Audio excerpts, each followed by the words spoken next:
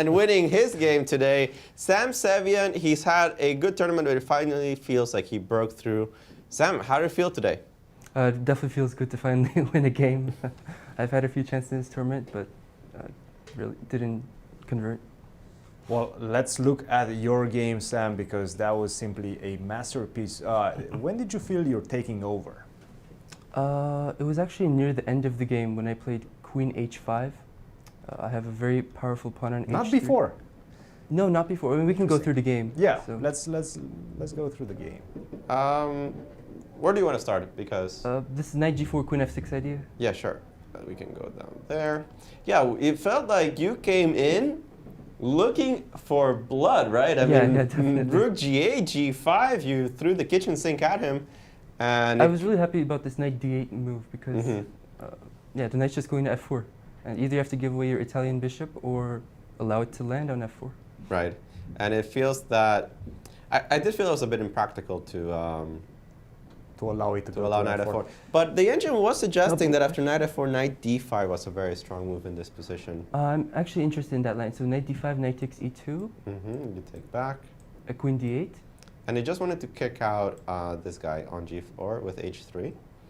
I think the move Knight H6 fails tactically, right? Yeah, Bishop probably takes just G5. the Bishop G5. I think I wanted to play C6. C6 is probably forced, and I think the surprising part was how it evaluated this as so much better for white. Yeah, that's definitely surprising. So Bishop takes G4? Yeah, Bishop takes G4. Bishop takes G4, and it is a computer, so you can imagine. Oh, it just takes the pawns, okay. It just collects. It thinks pawns are free, thank you very much.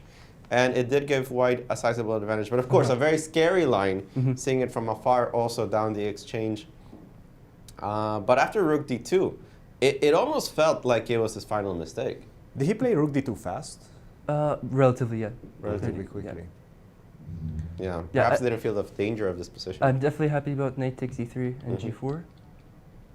He found an interesting this was defense. a huge detail. Yeah, very important detail with Knight H3.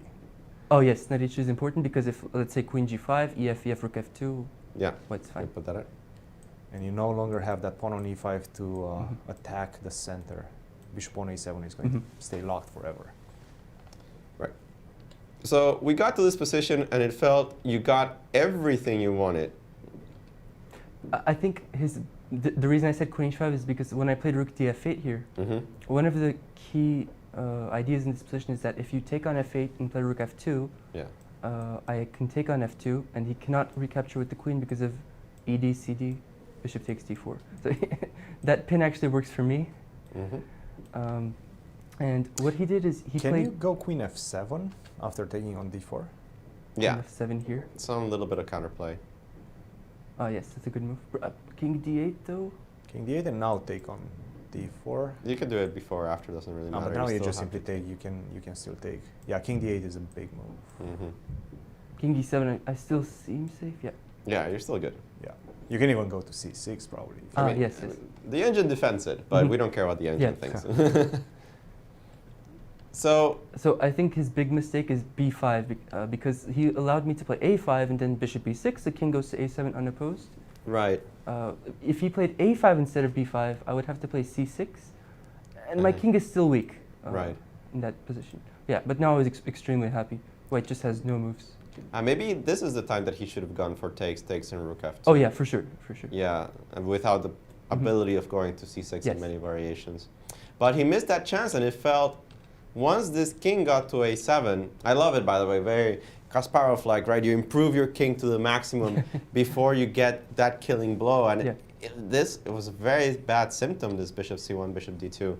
And once you put the queen on H5, we saw how you put this queen on G4. You certainly must have felt you were winning by this point. Yeah, here I felt like it's close to winning. Yeah, absolutely. H5, H4 coming with great effect.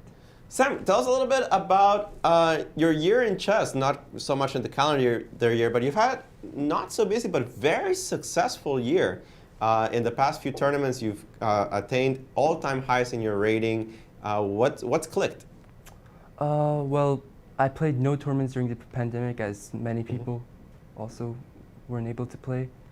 And I basically just worked on chess those 2 years. I've only played 4 or 5 events, I'd say. since the pandemic, but they went well. They went very well. They've gone very Well, that work is definitely paying off, Sam. Congratulations once again, and good luck in the rest of your games. Thank you. Absolutely. Sam Sevian, one of the strongest players here in America.